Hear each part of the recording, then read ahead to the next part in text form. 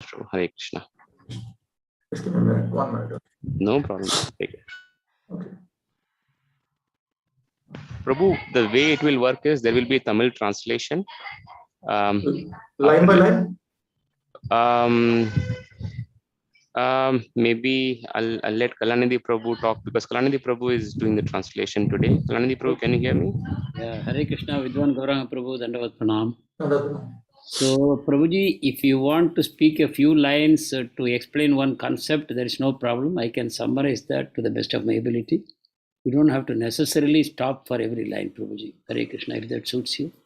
Okay, now I will read the verse, translation, purport. Then you will read the Tamil translation, Tamil purport. Is that how we'll start? We don't always do that. We only translate your speech. I can translate the translation of the sloka only. Purports I won't translate. All right, let's begin. Om Namo Bhagavate Vasudevaya.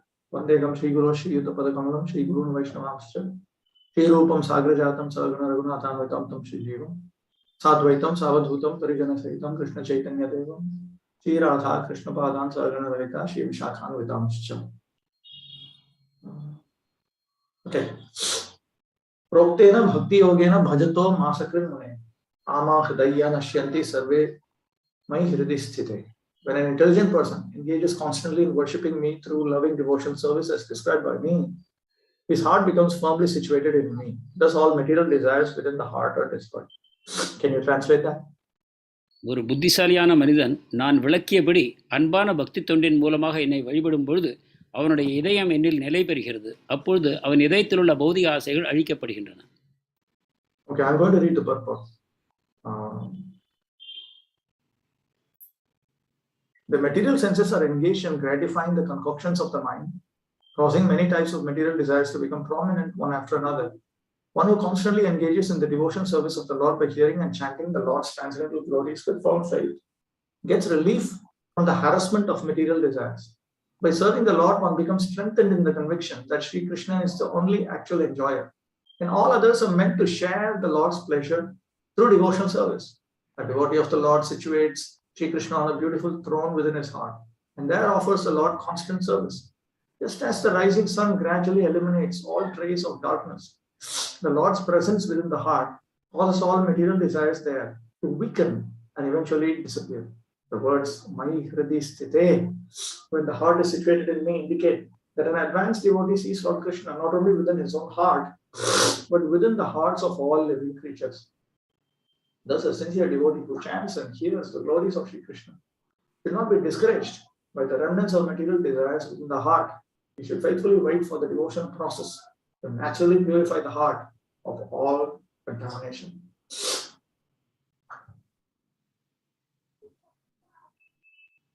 So the idea is that development of Krishna consciousness is incompatible with increase of material desires. பௌதிக ஆசைகள் அதிகரிக்கும் பொழுது கிருஷ்ண உணர்வு அதிகரிக்க முடியாது. You can have only one of the two. You cannot have a desire for dhanam, janam, sundarim, kavitam along with a desire to please Krishna, with both proportionately increasing.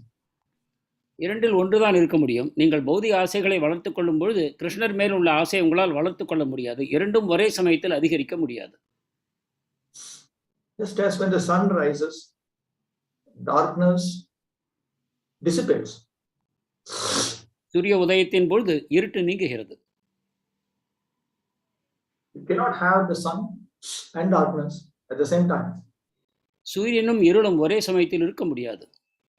So an advanced Vaishnava will not have desires for material things. ஒரு மூத்த வைஷ்ணவருக்கு பௌதிக ஆசைகள் இருக்க முடியாது. In Krishna consciousness, there are certain things we strive to increase and certain things we strive to decrease.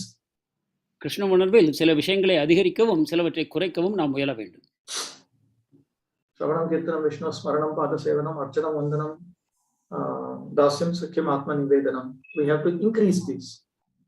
இந்த நவவித பக்திகளை நாம் அதிகரிக்க வேண்டும். Then there are so many other activities which we are engaged in circumstantially, which we should strive to decrease. சூழ்நிலை காரணமாக நாம் செய்யக்கூடிய செயல்களை குறைக்க வேண்டும். They may be duties. There may be material duties taught in Shastra also, but we have to decrease. பௌதிக கடமைகள் சாஸ்திரத்தில் கூறப்பட்டவையாக இருந்தாலும் கூட குறைக்க வேண்டும். This verse has been commented on by Vishnu Chakravarti Thakur. Viswanath சக்கரவர்த்தி டாக்கூர் இதன் மேல் உரை எழுதுகிறார். The verse before this stated, famous verse actually, famous cluster of verses. Having awakened faith in the narrations of my glories, being disgusted with all material activities, knowing that all sense gratification leads to misery, but still being unable to renounce all sense enjoyment, my devotee should remain happy and worship me with great faith and conviction. Even though he sometimes engaged in sense enjoyment, my devotee knows that all sense gratification leads to a miserable result, and he sincerely repents such activities. Can you please translate this? Okay, என்னுடைய புகழை அதிகமாக கேட்டதன் காரணமாக என்மேல் நம்பிக்கையை வளர்த்து கொண்டு பௌதிக செயல்களில் வெறுப்பை வளர்த்து கொண்டு புலன்நுகர்ச்சியினால் துக்கமே உண்டாகும் என்பதை அறிந்து கொண்டு ஆனாலும் புலன்நுகர்ச்சியை முழுமையாக விட முடியாமல் இருந்தாலும் கூட என்னுடைய பக்தன் மகிழ்ச்சியுடன் இருக்கிறான், தொடர்ந்து நம்பிக்கையுடன் என்னை வழிபாடு செய்கிறான். அதன் மூலமாக புலன்நுகர்ச்சி இருந்தாலும் அவன் அதன் தீய விளைவுகளை புரிந்து கொண்டு வருத்தப்படுகிறான். So then here Śrī Vishnu Chakravarti Thakur has placed a question. He anticipates a question. Viswanath சக்கரவர்த்தி இதன் மேல் ஒரு கேள்வியை எதிர்பார்க்கிறார். Into त्वद् भक्त एवं विषय बाधित एव तिष्ठेत् तत्र nahi nahi ityaha. Does your devotee become obstructed by sense enjoyment all the time, continuously? புலன்நுகர்ச்சி ஒரு தூய பக்தருக்கு தொடர்ச்சியாக துன்பம் தருகிறதா? When one takes to Krishna consciousness, he has a pure desire. He has a desire to come to the point of pure devotion service. Krishna உணர்வை ஏற்றுக்கொண்ட ஒரு பக்தருக்கு தூய பக்தியில் வர வேண்டும் என்ற ஆர்வம் இருக்கிறது. So currently his status is impure. தற்பொழுது தூய்மையற்ற நிலையில் இருக்கிறார். But he has a desire to come to pure devotion service. ஆனாலும் தூய பக்தியை அடையும் ஆர்வம் இருக்கிறது. So in the previous verse, Lord Kṛṣṇa was saying that as long as he hasn't come to a certain point, he sometimes engages in different types of sense enjoyment. முந்தைய ஸ்லோகத்தில் கிருஷ்ணர் கூறினார், ஒரு குறிப்பிட்ட தளத்தை பக்தியில் அடையும் வரைக்கும் அவன் சிறிதளவு புலனுணர்ச்சி செய்யத்தான் செய்கிறான் என்று. So the question that is asked is, does this continue all the time? இது தொடர்ச்சியாக நிலவுமா என்பதுதான் கேள்வி. There are in fact some devotees in our own movement who think it will continue for whole life. நம் இயக்கத்தில் கூட சில பக்தர்கள் இவ்வாறு நினைக்கிறார்கள்.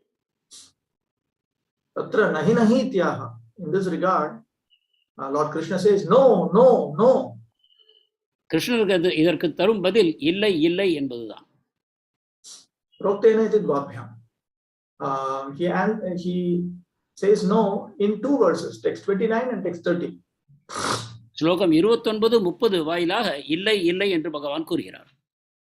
Sadhamrita kathayam me shashvan mamanu kirtanam ityadina maya proktena asakṛt nitye punah punah mam bhajataḥ hṛdayyā hṛdataḥ mayi hṛdi iti na hi ekasminneva hṛdi mama sthitis tesham ch sthitis sambhavet na hi suryandhakarayor aikādhikaranyam ghateta iti bhava. The implication is that he has already enlisted the activities of bhakti-yoga in the previous verses. அதாவது பக்தி யோகத்தின் செயல்பாடுகளை ஏற்கனவே பகவான் விளக்கி இருக்கிறார். So when one carries out that bhakti yoga according to Krishna's instructions continuously, again and again, கிருஷ்ணர் கூறியபடி இந்த பக்தி யோக செயல்களை தொடர்ச்சியாக ஒருவர் செய்து வரும் பொழுது then the material desires in his heart, they are destroyed. இதயத்தில் உள்ள பௌதிக ஆசைகள் அழிக்கப்படுகின்றன. The Supreme Lord is not only present in the heart of that particular person, he is present in everyone's heart. Therefore, it is possible for the Supreme Lord to ensure that every devotee's heart can become fully purified. பகவான் அந்த பக்தரின் இதயத்தில் மட்டுமல்ல அனைவரின் இதயத்திலும் வீற்றிருக்கிறார். எனவே அனைவரிடமும் அந்த பௌதிக ஆசைகளை அழிக்கும் வல்லமை அவரிடம் இருக்கிறது. There is an implication here. He implies that it is not possible for the sun and darkness to both be present in the same place. இதில் ஒரு விஷயம் குறிக்கப்படுகிறது. அதாவது சூரியனும் இருளும் ஒரே இடத்தில் இருக்க முடியாது. But what kind of devotional service will lead to this kind of quick results? ஆனால் இத்தகைய பக்தி தொண்டானது இத்தகைய விளைவுகளை விரைவில் கொடுக்கும். Vishwanath Chakravarti Thakur deals with that in his commentary to Bhagavad Gita.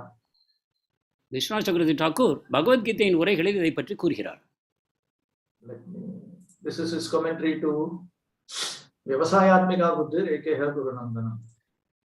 விவசாயாத்மிகா புத்தி ஏகேஹ குருநந்தனா என்னும் ஸ்லோகத்தில் இதை விளக்குகிறார். I'll read a portion of this. அதில் ஒரு பகுதியை நான் இப்பொழுது வாசிக்கிறேன். Iha bhakti-yoge vyavasayatmika buddhir ekaiva. In bhakti yoga, the resolute determination of a devotee is single pointed. பக்தி யோகத்தில் ஒரு பக்தருக்கு அவருடைய நோக்கமானது ஒரே முனைப்பட்டு குவிந்து நிற்கிறது. Mama Srimad Guru Budishtam Bhagavad Kirtana Smarana Charana Paricharana Adikam Etadeva Mama Sadhanam Etadeva Mama Sadhyam Etadeva Mama Jivatu Sadhana Sadhya Dashayostyatum Shakyam Etadeva Me Kāmyam Etadeva Me Karyam Etadanyam Name Karyam Napyabhilashaniyam Swapne Pityatra Sukhamastu Dukham Vastu Samsara Nashyatu Vana Nashyatu Atra Mama Kapi Nakshata Ityevam Nishayatmika Buddha Akaito Bhakta Veva Sambhavet. The sort of resolute determination that is required in Bhakti Yoga has been elaborated by Vishwanath Chakravarti Thakur here. எத்தகைய தீவிரமான மன தீர்மானம் பக்திக்கு தேவை என்பதை விஸ்வநாத் சக்கரவர்த்தி டாக்கூர் இங்கு விளக்கி இருக்கிறார். Devotional service refers to engagement in various forms of kirtanam, smaranam, padasevanam, and so on, as taught by one's spiritual master. அதாவது ஒருவருடைய ஆன்மீக குரு எவ்வாறு கற்பித்தாரோ அந்த வகையில் ஸ்ரவணம், கீர்த்தனம், ஸ்மரணம் போன்ற செயல்களில் ஈடுபட வேண்டும். So a person who is fixed in bhakti yoga exclusively, he considers etad eva mama sadhana, this alone will be my endeavor. பக்தி யோகத்தில் மட்டுமே ஈடுபட்டிருக்கக்கூடிய ஒருவர் இது மட்டுமே என்னுடைய முயற்சியாக இருக்கும் என்று தீர்மானிக்கிறார். etad eva mama sadhyam, this alone is my goal. இது ஒன்றே எனது லட்சியம் என்று தீர்மானிக்கிறார். He doesn't think that I need to become a rich man and I need to also progress in Krishna consciousness and all that. செல்வந்தராக வேண்டும், கிருஷ்ண உணர்வில் முன்னேற வேண்டும் என்பதை போன்ற நோக்கங்கள் கூட அவருக்கு இல்லை. Etadeva me mama jivatu, this alone is my life. இது ஒன்றே என்னுடைய வாழ்க்கை. Sadhana sadhya dashayostyatum ashakyam, I cannot give it up in the stage of executing sadhana bhakti. I cannot give it up when I reach the highest goal of bhakti, prema bhakti. இதை சாதனா பக்தியின் போதும் சரி அல்லது என்னுடைய உன்னதமான நோக்கமாகிய பிரேம பக்தி அடைந்தாலும் சரி இதை என்னால் விட முடியாது. Etadeva me kāmyam, this is what I desire. இது ஒன்றே என் ஆசை. Etadeva me karyam, this alone is my duty. இது ஒன்றே என் கடமை. Etadanyam name karyam, there's nothing other than this which is my duty. This alone is my, I don't have any duty apart from this. இதை தவிர எனக்கு வேறு கடமைகள் இல்லை, வேறு எதையும் நான் செய்ய மாட்டேன். Napyabhilashaniyam swapnepi, even in my dream I don't hanker for anything other than this. என் கனவிலும் கூட இதை தவிர நான் வேறு எதற்கும் ஆசைப்படவில்லை. Atra Sukhamastu dukham vastu. By engaging in these activities of Navavida Bhakti, one or more of them, obviously, whether I am happy materially, whether I am unhappy materially, this is my determination. இந்த நவவித பக்திகளில் ஒன்றையோ அதற்கு மேலோ செய்யும் பொழுது என்னுடைய வாழ்க்கையில் சுகம் வருகிறதா துக்கம் வருகிறதா என்பதை பற்றி எனக்கு கவலை இல்லை. Samsara nashyatu va na nashyatu. Whether I continue to reincarnate in material existence or not. And this is my determination. நான் மீண்டும் மீண்டும் பிறவி எடுத்தாலும் எடுக்காவிட்டாலும் இதுவே என்னுடைய தீர்மானம். Tatra mama kapi na kshati. I don't have any loss. Whether I'm happy, unhappy, whether I continue to reincarnate, I don't reincarnate, I don't lose anything. சுகமோ துக்கமோ மறுபிறவி வருமோ வராதோ எனக்கு எந்த நஷ்டமும் இல்லை. This kind of determined, resolute conception akaitava bhaktaveva sambhave can only come about when you engage in devotion service without duplicity or diplomacy. முடிவான அசைக்க முடியாத ஒரு நம்பிக்கை எப்போது உண்டாகும் என்றால் நீங்கள் பக்தி தொண்டில் எந்த விதமான போலித்தனமும் இல்லாமல் முழுமையாக ஈடுபடும் பொழுதுதான். ததுக்தம் ததோ பஜேத மாம் பக்த்யா ஸ்ரத்தாலு த்ருட நிஷ்சய இதி. That is stated in fact that 11th canto verse that yesterday you went through. That is stated in the 11th canto. That one should engage in my devotion service with devotion, with faith, and with firm, determined conviction. இதை பற்றி தான் நேற்று பாகவதம் ஸ்லோகத்தில் பார்த்தோம். ஒருவர் என்னுடைய பக்தியில் முழு தீர்மானத்துடன் அசைவில்லாத மனத்துடன் ஈடுபட வேண்டும் என்று பகவான் கூறுகிறார். So, if we are duplicitous, diplomatic, and so on, there is no question of coming to this point. போலித்தனமும் பாசாங்கத்தனமும் நம்மிடம் இருக்குமானால் நாம் இந்த நிலைக்கு எய்துவதற்கு வாய்ப்பே இல்லை. In fact, Bhaktivinoda Thakur has placed, first of all, he refers to speaking untruth as a mahapapa, as a great sin. Bhaktivinod Thakur பொய் சொல்வதை மகா பாவம் என்று கூறுகிறார். And he has placed it on the level of meat eating and illicit sex. அதை புலால் உணவு தகாத உடலுறவு இதற்கு இணையாக வைக்கிறார். So just as we don't go to a prostitute, for the betterment of Krishna consciousness, you don't engage in duplicity, diplomacy, dishonesty, even for Krishna consciousness. எவ்வாறு கிருஷ்ண உணர்வு அதிகரிப்பதற்காக ஒரு விலை மாதிடம் நாம் செல்ல மாட்டோமோ அதே போலவே நாம் இந்த நேர்மையற்றத்தனம், போலித்தனம், பாசாங்குத்தனம் போன்றவற்றில் ஈடுபட்டாலும் கிருஷ்ண உணர்வு நமக்கு குறையும். Actually, if we think about it a little bit, if everybody starts telling a lie for a good cause, then we'll have a circus. இதை சிறிது நாம் தீர்மானமாக ஆராய்ந்து புரிந்து கொள்வோமானால் ஒவ்வொருவரும் நல்ல காரணத்திற்காக ஒரு பொய்யை சொல்ல ஆரம்பிப்பானால் இந்த உலகமே ஒரு கேளிக்கை கூத்தாக போய்விடும். Imagine a devotee family. Husband tells a lie for a good reason. After some time, the wife will discover it. ஒரு பக்தர் குடும்பத்தை எடுத்துக்கொள்வோம். ஒரு பக்தர் நல்ல காரணத்திற்காக கணவர் பொய் சொல்கிறார். சிறிது காலத்துக்கு பிறகு மனைவி அறிந்து கொள்கிறார். Then for a good cause, she will also tell a lie. அப்பொழுது அவரும் நல்ல காரணத்திற்காக பொய்யை சொல்ல ஆரம்பிப்பார். And then the children will see father and mother both telling lies for good causes. They will also tell a lie for a good cause. தாய் தந்தையர்களும் நல்ல காரணத்திற்காக பொய் சொல்வதை பார்த்து குழந்தைகளும் அதை பழகிக் கொள்வார்கள். And then the grandparents, they also start telling lies for a good cause. They think it's all compatible with Krishna consciousness. பாட்டி தாத்தா இவர்களும் இதை பார்ப்பார்கள். அவர்களும் நினைத்துக் கொள்வார்கள் கிருஷ்ண உணர்வுக்காக பொய் சொல்வது நல்லது என்று. And then finally, when you need to make a decision, you don't know whom to believe because everybody may be telling a lie for a good cause. இறுதியில் ஒரு தீர்மானத்துக்கு வர வேண்டும் என்றால் யாரை நம்புவது என்றே உங்களுக்கு தெரியாது. ஏனென்றால் அனைவரும் நல்ல காரணத்துக்காக பொய் சொல்பவர்களே ஆவார்கள். And imagine a temple. A temple manager, leader, he tells a lie for a good cause. And then the assistants start telling lie for a good cause. And then finally, where there is no truth, there is no trust. ஒரு கோவிலை எடுத்துக்கொள்வோம். அதன் தலைவர், நிர்வாகி நல்ல காரணத்திற்காக பொய் சொல்கிறார். அதன் பிறகு அவர் கீழ் சேவை செய்வர்களும் நல்ல காரணத்திற்காக பொய் சொல்கிறார்கள். அப்பொழுது ஒரு நம்பிக்கையான ஒரு நிலைமை அங்கு உண்டாகாது. Therefore, Bhaktisiddhanta Saraswati Thakur highlighted this. In fact, I remember reading one statement from Bhaktisiddhanta Saraswati Thakur that even if one suffers from a desire for sinful sense enjoyment, he can be, and he has a desire to make progress, he can, over a few lifetimes, he will come up. But if he is duplicitous and diplomatic, even after millions of lifetimes, there is no hope for it. இதைத்தான் பக்தி வினோத் தாக்கூர் நமக்கு முன்னிறுத்துகிறார்.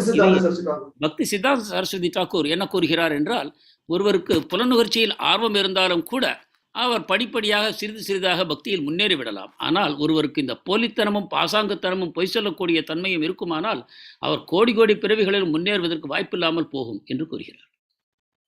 So bhakti yoga is meant to be executed with a certain intensity. எனவே பக்தி யோகத்தை செயலாற்றுவதில் ஓரளவு தீவிரம் தேவையாகும். And that bhakti yoga is founded on unbreakable faith in Krishna consciousness. பக்தி யோகத்தின் அஸ்திவாரம் கிருஷ்ண உணர்வின் மேல் அசைக்க முடியாத ஒரு நம்பிக்கையாகும். And that Shraddha is has certain symptoms. இந்த விசுவாசத்திற்கு சில அறிகுறிகள் உண்டு. Otherwise everybody will start saying I have unbreakable faith in Krishna consciousness. இல்லாவிட்டால் அனைவருமே கூறலாம் எனக்கு அசைய முடியாத நம்பிக்கை இருக்கிறது கிருஷ்ண உணர்வின் மேல் என்று. Full-fledged surrender unto Krishna is the proof of unbreakable faith in Krishna consciousness. கிருஷ்ணரிடம் முழுமையான சரணாகதி அடைவதே அசைக்க முடியாத விசுவாசத்தின் அறிகுறியாகும். Vishwanath Chakravarti Thakur explains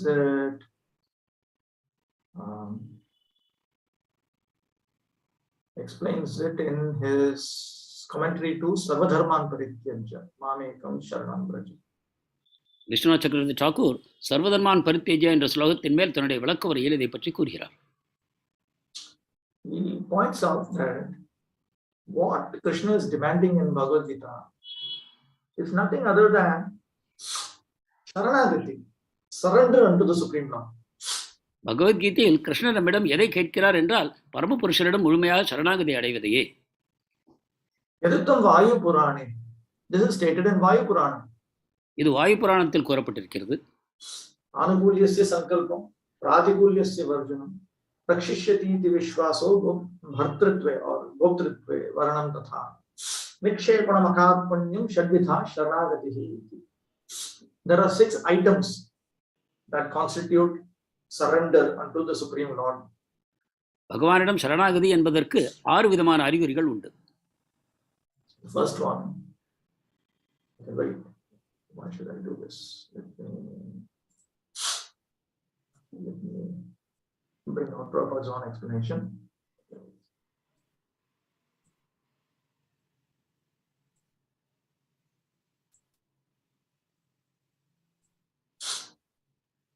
No. Okay, look at this here.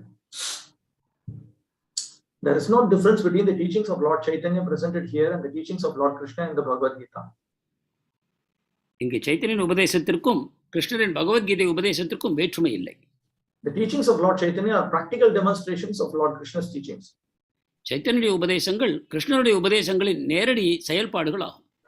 Lord Kṛṣṇa's ultimate instruction in the Bhagavad Gita is that everyone should surrender unto him, Lord Kṛṣṇa. கீதையில் கிருஷ்ணர் இறுதியில் கூறுவது அனைவரும் அவரிடம் சரணாகதி அடைய வேண்டும் என்பதுதான். Krishna promises to take immediate charge of such a surrendered soul. அத்தகைய சரணாகதி அடைந்த ஆத்மாவை உடனடியாக கிருஷ்ணர் பொறுப்பெடுத்துக் கொள்கிறேன் என்று சத்தியம் கூறுகிறார். The Lord, the Supreme Personality of Godhead, is already in charge of the maintenance of this creation by virtue of his plenary expansion, Śrī Kṛṣṇa Vishnu, but this maintenance is not direct. இந்த பிரபஞ்சம் மொத்தத்தையுமே பகவான் தன்னுடைய விரிவங்கமாகிய க்ஷீரோதகசாய் விஷ்ணுவின் மூலமாக செய்கிறார். ஆனால் இது நேரடியாக செய்யப்படுவதில்லை. However, when the Lord says that he takes charge of his pure devotee, he actually takes direct charge. ஆனால் தூய பக்தரை நான் பார்த்துக் கொள்கிறேன் என்று அவர் கூறும்போது நேரடியான பொறுப்பை அவர் ஏற்கிறார். A pure devotee is a soul who is forever surrendered to the Lord, just as a child is surrendered to his parents or an animal to its master. ஒரு குழந்தை பெற்றோருக்கும் ஒரு மிருகம் தன்னுடைய சொந்தக்காரருக்கும் எவ்வாறு சரணாகதி செய்திருக்குமோ அதை போல ஒரு தூய பக்தர் பகவானிடம் நிரந்தர சரணாகதி அடைகிறார். In the surrendering process, one should accept things favorable for discharging devotion service, reject things unfavorable, always believe firmly in the Lord's protection, feel exclusively dependent on the mercy of the Lord, have no interest separate from the interest of the Lord, and always feel oneself meek and humble. இந்த சரணாகதியின் 6 அங்கங்கள் என்னவென்றால், ஒருவர் பக்தி தொண்டுக்கு சாதகமான அனைத்தையும் ஏற்க வேண்டும், அதற்கு சாதகமற்ற அனைத்தையும் நிராகரிக்க வேண்டும், பகவானுடைய பாதுகாப்பில் முழு நம்பிக்கை கொள்ள வேண்டும், பகவானுடைய கருணையின் மேல் எப்பொழுதும் சார்ந்திருக்க வேண்டும், பகவானுடைய ஆர்வத்தை இச்சையை தவிர தனக்கென்று தனியாக இச்சை எதுவும் கொண்டிருக்க கூடாது, எப்பொழுதும் மிகவும் பணிவுடன் இருந்து கொள்ள வேண்டும். The Lord demands that one surrender unto him by following these 6 guidelines, but the unintelligent so-called scholars of the world misunderstand these demands and urge the general mass of people to reject them. பகவான் சரணாகதிக்கு இந்த 6 வழிமுறைகளை கூறுகிறார். ஆனால் புத்தியற்ற மக்கள் இதை சரியாக புரிந்து கொள்ளாமல் இவற்றை நிராகரிக்கிறார். Okay. So, Vishwanath Chakravarti Thakur has also given an explanation to these items for Sharanagati. Viswanath சக்கரவர்த்தி தாக்கூரும் இந்த சரணாகதிக்கு தன்னுடைய விளக்கங்களை தருகிறார். Bhakti Shastra Vihita Swa Abhishta Devaya Rochamana Pravrittir Anukuliyam Tad Viparitam Pratikuliyam. The first item involves accepting that which is favorable to the Lord. முதலாவது அங்கம் பகவானுக்கு சாதகமான விஷயங்களை ஏற்றுக்கொள்வது. Now, what is pleasing to the Lord? That has to be that which is prescribed in the Bhakti Shastras. பகவானுக்கு பிரியமானது என்ன என்றால் பக்தி சாஸ்திரங்களில் கூறப்பட்ட விஷயங்களே ஆகும். Viparitam Pratikulyam. Anything which is contrary to that is unfavorable. இதற்கு எதிராக உள்ள அனைத்தும் பக்திக்கு சாதகமற்றவை.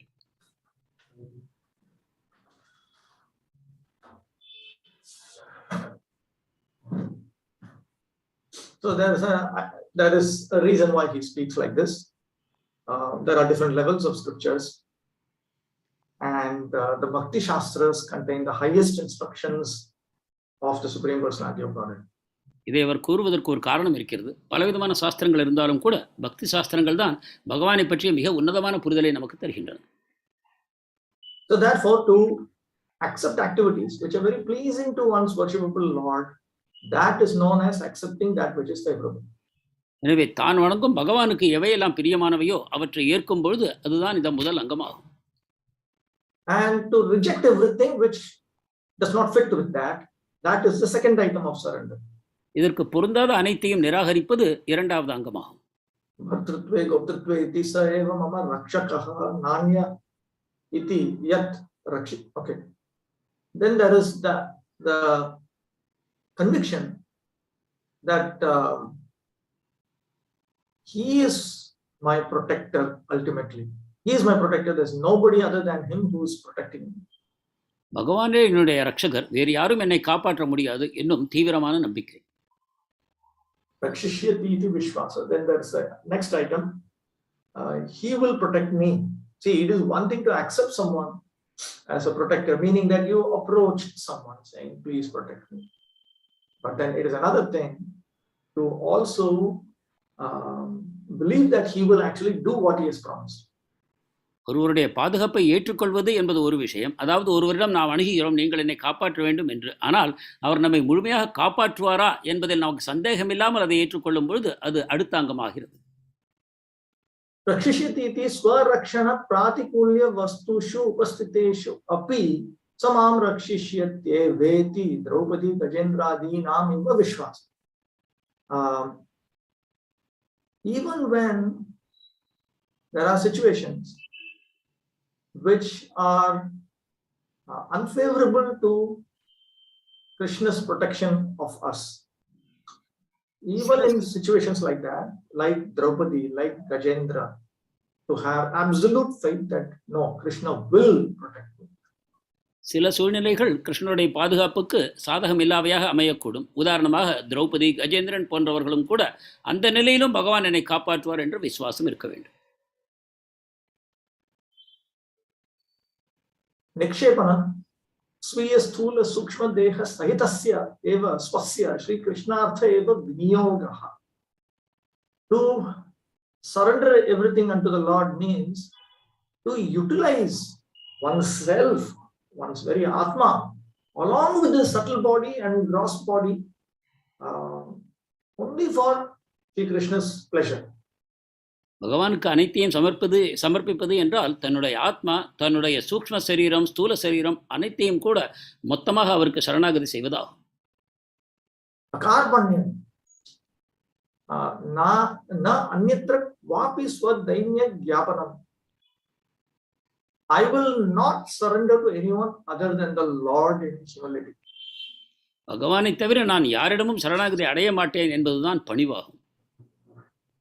I will not humbly submit unto anyone other than the Supreme Personality of Godhead. He alone is my object of surrender. கர்மபுருஷ பகவானை தவிர நான் யாரிடமும் சரணாகதி அடைய மாட்டேன். அவர் ஒருவரே என்னுடைய சரணாகதிக்கு ஏற்றவர் என்று தீர்மானம். Iti ஷண்ணாம் வஸ்தூனாம் விதாத்யனுஷ்டானம் யஸ்யாம் சா சரணாகதி. So when all these 6 items are executed together, then that is known as சரணாகதி. இந்த 6 அங்கங்களையும் முழுமையாக நாம் செயல்படுத்தும் பொழுது அது சரணாகதி ஆகும். Any 5 of them will not do. Any 4 of them will not do. Any 3 of them will not do. Any 2 of them will not do. Any 1 of them will not do. All 6 are required. இதில் 5, 4, 3, 2, 1 செய்வதால் அது சரணாகதி ஆகாது. 6ம் ஒரே சமயத்தில் செய்யப்பட வேண்டும். And this we have to continue. இதை தொடர்ந்து செய்ய வேண்டும். It is not just a one-time event. ஒருமுறை செய்வது என்பதல்ல. Because continuously we will be facing various situations. Continuously, it's not that yesterday I did something which was very pleasing to Krishna, today let me be happy and just be myself. Not like that. தொடர்ச்சியாக நாம் பல சூழ்நிலைகளை சந்திக்கிறோம். அந்த சமயங்களில் எல்லாம் சரணாகதி செய்ய வேண்டும். நேற்று ஒரு முறை சரணாகதி செய்தேன், மிக நன்றாக இருந்தது என்பதை போல அல்ல. So this kind of execution of bhakti yoga is what Lord Kṛṣṇa is talking about here. இவ்விதமாக பக்தி யோகத்தை செயல்படுத்துவதை பற்றித்தான் பகவான் கிருஷ்ணர் இங்கு கூறுகிறார். And when we execute this kind of intense devotion service unto Krishna's lotus feet, then our hearts will become firmly situated in Krishna. இத்தகைய தீவிரமான பக்தியை பகவானுடைய தாமரை பாதத்திற்கு தொடர்ந்து செய்யும் பொழுது நம்முடைய இதயமானது பகவானில் நிலையாக வீற்றிருக்கக்கூடும். And then material desires will be destroyed. அப்பொழுது பௌதிக ஆசைகள் நீங்கிவிடும். There's another way of presenting the same information. இதை கூறுவதற்கு வேறொரு வழியும் இருக்கிறது. If you examine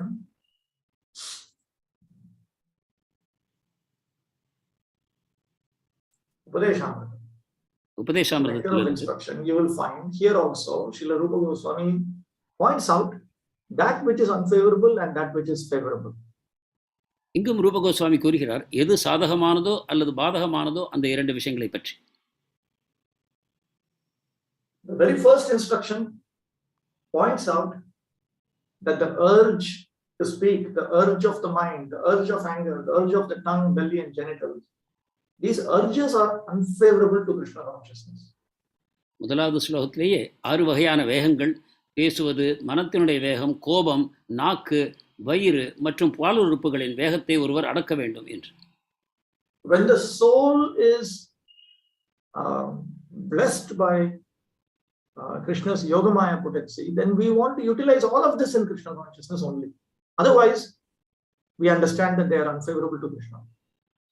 ஆத்மாவுக்கு யோகமாயா சக்தியை பகவான் வழங்கும் பொழுது இந்த 6ஐயும் நாம் பகவானுடைய சேவையிலேயே பயன்படுத்த வேண்டும் எனக்கூடிய எண்ணம் நமக்கு உண்டாகும். That is very clear from Prabhupada's very elaborate purport on this verse.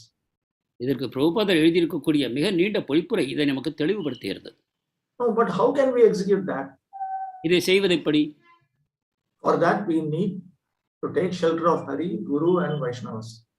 அதற்கு ஹரி, குரு, வைஷ்ணவர் இவர்களுடைய புகலிடம் எடுத்துக்கொள்ள வேண்டும். All 3 are required. இவை 3ம் தேவை. We need practical guidance from more advanced, experienced Vaishnavas in order to progress in sense control, mind control, and Krishna consciousness. அனுபவம் உள்ள வைஷ்ணவர்களுடைய வழிகாட்டுதலை எடுத்துக்கொண்டு நம்முடைய புலன்களையும் மனத்தையும் எவ்வாறு அடக்குவது என்று அறிந்து கொள்ள வேண்டும். There are 6 activities which downgrade us, and there are 6 activities which upgrade us. நம்மை தாழ்த்தக்கூடிய 6 விஷயங்களும் நம்மை உயர்த்தக்கூடிய 6 விஷயங்களும் இங்கு தரப்படுகின்றன. One's devotion service is spoiled when he becomes too entangled in the following 6 activities: eating more than necessary or collecting more funds than required, over endeavoring for mundane things that are very difficult to obtain, talking unnecessarily about mundane subject matters, practicing the scriptural rules and regulations only for the sake of following them and not for the sake of spiritual advancement, rejecting the rules and regulations of the scriptures and working independently or whimsically, associating with worldly minded persons who are not interested in Krishna consciousness, and being greedy for mundane achievements. Please translate this. இந்த 6 விஷயங்களாவது தேவைக்கு மேல உண்பது அல்லது அதிகமான செல்வம் சேர்ப்பது, பௌதிகமான விஷயங்களில் கடினமாக சம்பாதிக்கக்கூடிய விஷயங்களுக்காக அதிக முயற்சி செய்வது, பௌதிக விஷயங்களை பற்றி தேவையில்லாமல் பேசுவது, சாஸ்திர சட்டங்களை அவற்றிற்காகவே ஏற்றுக்கொள்வது பக்திக்காக அல்லாமல், அதே போல காரணமில்லாமல் அவற்றை நிராகரிப்பது, பௌதிகமான மக்களுடன் சங்கம் எடுத்துக்கொள்வது, கிருஷ்ண உணர்வில் இல்லாதவர்களுடைய சங்கம் எடுத்துக்கொள்வது மற்றும் பௌதிக சாதனைகளுக்காக பேராசை கொள்வது. There are 6 principles favorable to the execution of pure devotional service: being enthusiastic, endeavoring with confidence, being patient, acting according to regulative principles such as Shravanam, Kirtanam, Vishnu Smaranam, hearing, chanting, and remembering Krishna, abandoning the association of non-devotees, and following in the footsteps of the previous acharyas. These 6 principles undoubtedly assure the complete success of pure devotional service. அதே போல தூய பக்திக்கு சாதகமான 6 விஷயங்கள் இருக்கின்றன. ஆர்வத்துடன் செயல்படுவது, நம்பிக்கையுடன் முயற்சி செய்வது, பொறுமையாக இருப்பது, கட்டுப்பாட்டு விதிமுறைகளை முழுவதையும் ஏற்றுக்கொள்வது, அதாவது சிரவணம், கீர்த்தனம் போன்ற நவவித பக்திகளை, அபக்தர்களுடைய சங்கத்தை துறப்பது மற்றும் ஆச்சாரியர்களுடைய வழிகாட்டிய வழியில் நாம் செல்வது. Notice this. There's one item which comes in both the lists. இதில் ஒரு விஷயம் மட்டும் 2 பட்டியலிலும் வருவதை நாம் காணலாம். Asat Sangam, associating with worldly minded persons not interested in Krishna consciousness, appears in both the lists.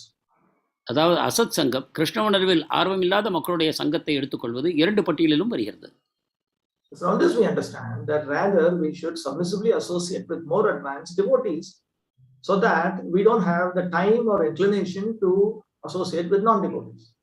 இதிலிருந்து நாம் அறிவது என்னவென்றால், மிகுந்த பணிவுடன் எளிமையுடன் நல்ல மூத்த பக்தருடைய சங்கத்தை நாம் எடுத்துக்கொள்வதன் மூலமாக இந்த அபக்தர்களுடைய சங்கத்தை நாம் எடுத்துக்கொள்வது தானாகவே குறைந்து போகும். And for that we have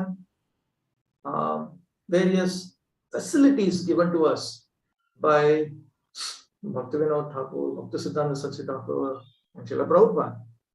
இதற்காக பக்தி-வினோத் தாக்கூர், பக்தி-சித்தாந்த சரஸ்வதி தாக்கூர், ஸ்ரீல பிரபுபாதர் நமக்கு பல வழிமுறைகளை ஏற்படுத்தி தந்திருக்கிறார்கள். Prabhupada, he wanted temples to be established with the idea that everybody becomes busy in the various activities of devotional service. பிரபுபாதர் கோவில்களை அமைத்தார். அதன் நோக்கம் அனைத்து பக்தர்களும் பகவானுடைய சேவையில் முழுமையாக ஈடுபட்டு தங்களுடைய நேரத்தை செலவிட வேண்டும் என்பது. It is a facility. இது ஒரு வசதி. Just like a bus or a train is a public transport facility. எவ்வாறு ஒரு பஸ்ஸோ ரயிலோ நமக்கு மக்களுக்கு பயணத்துக்கு ஒரு வசதியாக இருக்கிறதோ அதை போல. So to progress from Shraddha to Prema without regressing, for that this facility has been given. ஸ்ரத்தையிலிருந்து பிரேமைக்கு முன்னேறி செல்வதற்கு இந்த வசதிகள் தரப்படுகின்றன. And we are meant to learn Krishna consciousness. We are meant to practice Krishna consciousness. And we are meant to propagate Krishna consciousness. That is why this facility has been given to us. நாம் கிருஷ்ண உணர்வை அறிய வேண்டும், பயிற்சி செய்ய வேண்டும், பிரச்சாரம் செய்ய வேண்டும். இந்த நோக்கத்துடன் தான் இவை நமக்கு இந்த கோவில்கள் நமக்கு தரப்பட்டன. We should take advantage of all this. இதை முழுமையாக நாம் பயன் எடுத்துக் கொள்ள வேண்டும்.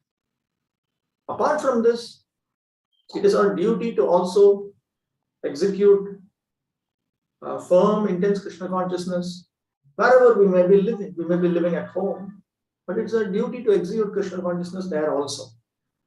இதை தவிர நாம் எங்கு வாழ்ந்தாலும் இல்லத்தில் இருந்தாலும் கூட இந்த கிருஷ்ண உணர்வை தீவிரமாக நாம் எப்பொழுதும் பயிற்சி செய்ய வேண்டும். In addition to progressing in Krishna consciousness, it is our duty to share Krishna consciousness with others. Krishna உணர்வில் முன்னேறுவதோடு சேர்த்து மற்றவர்களுடன் கிருஷ்ண உணர்வை பகிர்ந்து கொள்வதும் அவசியம். And if we want to effectively spread Krishna consciousness, then better things are required. திறமையாக நாம் கிருஷ்ண உணர்வை பிரச்சாரம் செய்ய வேண்டும் என்றால் இது தேவைப்படுகிறது. We require purity. Purity is the force. தூய்மை தான் நமக்கு அந்த வேகத்தை தருகிறது, அது தேவை. Bhaktisiddhanta Saraswati Thakur specifically underscored the importance of purity. பக்திசித்தாந்த Saraswati Thakur மிகவும் குறிப்பாக இந்த தூய்மையை பற்றி பேசுகிறார்.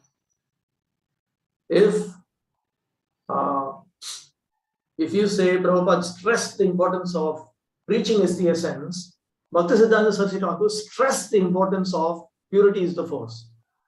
பிரபுபாதர் பிரச்சாரம் செய்வதுதான் சாரம் என்று கூறுவாரானால், அதே சமயத்தில் பக்திசித்தாந்த சரஸ்வதி தூய்மைதான் இதற்கு நமக்கு முக்கியமான தேவை என்று நமக்கு விளக்குகிறார். In fact, in one place he says, there is no use in gathering so many light bulbs and fitting it into some place if there is no electricity. உதாரணமாக கூறுகிறார், பலவிதமான பல்புகளை சேகரித்து பல இடங்களில் மாட்டினாலும் கூட மின்சாரம் இல்லாவிட்டால் அதனால் பயனில்லை. Preaching is a means to gather many people into Krishna consciousness, but if there is no purity, then there is no point in it. பிரச்சாரத்தின் மூலமாக பல மக்களை கிருஷ்ண உணர்வில் இணைக்கிறோம், ஆனால் தூய்மை இல்லாவிட்டால் அதனால் எந்த பயனும் இல்லை. Because our duty is not to spread impure Krishna consciousness. Our duty is to spread pure Krishna consciousness. களங்கமான Krishna உணர்வை பரப்புவது நமது நோக்கம் இல்ல, உண்மையான தூய கிருஷ்ண உணர்வை பரப்புவதே நமது கடமை. My teacher Gopi Pranandhan Prabhu once told me some details about Lord Chaitanya Mahaprabhu's mission. என்னுடைய ஆசான் கோபி பிரானந்தன் பிரபு சைத்தன்ய மகாபிரபுடைய இயக்கத்தை பற்றி சில விஷயங்களை எனக்கு கூறினார். My Guru Maharaj told me, you listen to him 100%, not even 99%. Therefore, this entered into my head and he explained to me what is Lord Chaitanya's mission. என்னுடைய குரு மகாராஜர் இதை பற்றி கூறியிருந்தார். 99% அல்ல, 100% அவர் சொல்வதை நீ கேட்டுக்கொள்ள வேண்டும் என்று. எனவே இது என் மனத்திற்குள் தீவிரமாக இறங்கி இருக்கிறது. So Gopi Pranandhan said, Lord Chaitanya Mahaprabhu's mission involves 3 stages. Gopi பிரானந்தன் பிரபு கூறுகிறார், சைத்தன்ய மகாபிரபுடைய இயக்கத்திற்கு 3 படிகள் இருக்கின்றன. The first stage is to make non-devotees into committed, initiated devotees. முதல் படி அபக்தர்களை முழுமையாக தீவிரமான தீட்சை எடுத்துக்கொண்ட பக்தர்களாக மாற்றுவது. The textbook for that is Bhagavad Gita. இதற்கான புத்தகம் பகவத்கீதையாகும். The second stage is to make those devotees into pure devotees. இரண்டாவது படி இந்த பக்தர்களை தூய பக்தர்களாக மாற்றுவது. And the textbook for that is Srimad Bhagavatam. இதற்கான நூல் Srimad பாகவதமாகும். The third stage is to make pure devotees into perfect pure devotees. இதற்கு அடுத்தபடி இந்த தூய பக்தர்களை முழுமையான தூய பக்தர்களாக மாற்றுவது. And the textbook for that is Chaitanya Charitamrita. அதற்கான நூல் Chaitanya சரிதாமிர்தமாகும். So preaching does not mean simply to take a non-devotee and make him into a devotee and we think we have preached. எனவே பிரச்சாரம் என்பது ஒரு அபக்தரை பக்தராக மாற்றுவது மட்டுமல்ல, நம்முடைய பிரச்சாரம் அதோடு முடிவதல்ல. That is the first level. அது முதல் தளம் மட்டுமே. Only one who is a devotee can make a non-devotee into a devotee. ஒரு பக்தர் மட்டுமே அபக்தரை பக்தராக்கலாம். But then when we help non-devotees become devotees, it is our duty to become pure devotees. The next step, we progress one step higher. ஒரு அபக்தரை பக்தராக்கும் பொழுது நம்முடைய கடமை என்னவென்றால், நாம் பக்தரினும் நிலையிலிருந்து தூய பக்தரினும் நிலைக்கு முன்னேற வேண்டும். And one who is a pure devotee, he can make a non-devotee into a devotee, he can make a devotee into a pure devotee also. ஒரு தூய பக்தரானவர் அபக்தரை பக்தராகவும் மேலும் பக்தரை தூய பக்தராகவும் அவரால் மாற்ற முடியும். And therefore he will always endeavor in both at both levels. எனவே அவர் 2 முயற்சிகளையும் செய்வார்.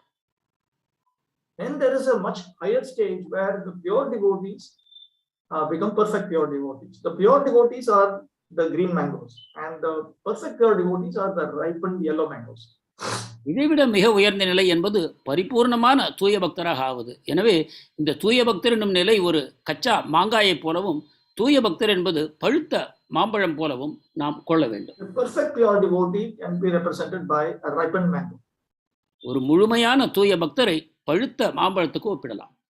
So in that way, and such a person who has achieved the perfection of pure devotion service to Krishna, he can make a non-devotee into a devotee. He can make a devotee into a pure devotee. He can make a pure devotee into a perfect pure devotee. அத்தகைய முழுமையான தூய பக்தர், பகவானுக்கு தூய பக்தி தொண்டு செய்து கொண்டிருக்கக்கூடியவர், ஒரு அபக்தரை பக்தராகவும், பக்தரை தூய பக்தராகவும், மேலும் தூய பக்தரை முழுமையான தூய பக்தராகவும் மாற்றும் சக்தி வாய்ந்தவர். And this is Lord Chaitanya Mahaprabhu's mission, to bring everyone to the highest stage. இதுதான் சைத்தன்ய மகாபிரபுவின் இயக்கத்தின் நோக்கம், அனைத்து மக்களையும் மிக உன்னதமான முழுமையான தூய பக்தர்களாக மாற்றுவது. So keeping that in mind, we notice absolute compatibility between learning Krishna consciousness, implementing Krishna consciousness, and spreading Krishna consciousness. இதை மனத்தில் கொள்வோமானால் கிருஷ்ண உணர்வை அறிந்து கொள்வது, பயிற்சி செய்வது மற்றும் இவற்றை பரப்புவது, இவை அனைத்திலும் ஒரு இணைந்த நோக்கத்தை நாம் காண முடியும். They are all different aspects of the same activity. இவை அனைத்தும் ஒரே செயல்பாடுதான், அதன் வேறு வேறு அம்சங்கள். How can I progress from devotion service to pure devotion service if I don't learn in and out what is the distinction between devotion service and pure devotion service? So I need to learn. நான் பக்தி தொண்டிலிருந்து தூய பக்தி தொண்டுக்கு எவ்வாறு முன்னேறுவது, இவை இரண்டிற்கும் உள்ள வேற்றுமை என்ன என்பதை நான் புரிந்து கொண்டால்தான் அவ்வாறு முன்னேற முடியும். And as soon as you learn it, you want to spread it. You want to first of all implement, and then you want to spread. If I don't implement Krishna, the higher versions of Krishna consciousness in my own life, I will be unable to effectively spread Krishna consciousness. எப்பொழுது அதை நாம் அறிந்து கொண்டோமோ அதை நம் வாழ்க்கையில் செயல்படுத்தி அதன் பிறகு அதை பிரச்சாரம் செய்யவும் வேண்டும். அதை நாம் சரியாக புரிந்து கொள்ளாத பட்சத்தில் நாம் அதை பரப்புவது என்பது சாத்தியமில்லை. A defect in understanding will lead to a defect in practice, which will lead to a defect in propagation. தவறான புரிதல் இருக்குமானால் தவறான பயிற்சியும் தவறான பிரச்சாரமும் உண்டாகும். So therefore, all three have to be executed under the guidance of more advanced devotees in a manner that is beneficial to all of us. எனவே இந்த மூன்றையும் மூத்த அனுபவம் மிக்க பக்தர்களின் வழிகாட்டுதலுடன் செய்யப்பட வேண்டும். அப்பொழுதுதான் நம் அனைவருக்கும் இது நன்மை பயக்கும். All right, I'll stop with that. Any questions? Let me first of all have a look at questions in the chat.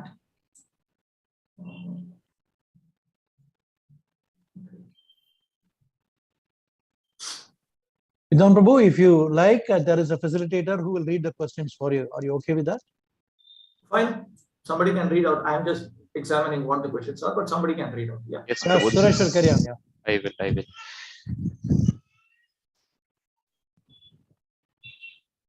Hare Krishna. Hare Krishna, Prabhu. Thank you so much, Prabhu. Sorry. Yeah. So the first question here is from Jyoti Sundar Mataji. The question is, when the sun is present, there cannot be any darkness. Prabhuji, how can the devotee commit sins when the Krishna is in the heart of a devotee? சூரியன் இருக்கும்போது இருள் இருக்க முடியாது. அப்பொழுது கிருஷ்ணர் பக்தர் ஒருவர் எவ்வாறு பாவம் செய்ய முடியும்? Intentionally, a person who is fixed in Krishna consciousness will not intentionally engage in any forbidden activity. Krishna உணர்வில் இருப்பவர் வேண்டுமென்றே எந்த விதமான மறுக்கப்பட்ட செயல்களிலும் ஈடுபட மாட்டார். In fact, Bhakti-Vinod Thakur has written that even a Kanishta Vaishnava will not engage in pious activities or sinful activities. In fact, he will not engage in sinful activities. பக்தி-வினோத் Thakur கூறுகிறார், ஒரு ஆரம்ப நிலை பக்தர் கூட பாவ செயல்களில் ஈடுபட மாட்டார் என்று. Actually, he has said more than that. He has said a Kanishta Vaishnava does not even have a taste or a desire to engage in sinful or offensive activities. What to speak of engaging in that? மேலும் கனிஷ்ட பக்தர் பாவச் செயல்களில் ஒரு சுவையும் இருக்காது, ஆர்வமும் இருக்காது. அதற்கு மேல் அவரை அதை செய்வார் என்று கூறுவதற்கு என்ன வாய்ப்பு இருக்கிறது? இவ்வாறு பக்தி-வினோத் தாக்கூர் கூறுகிறார்.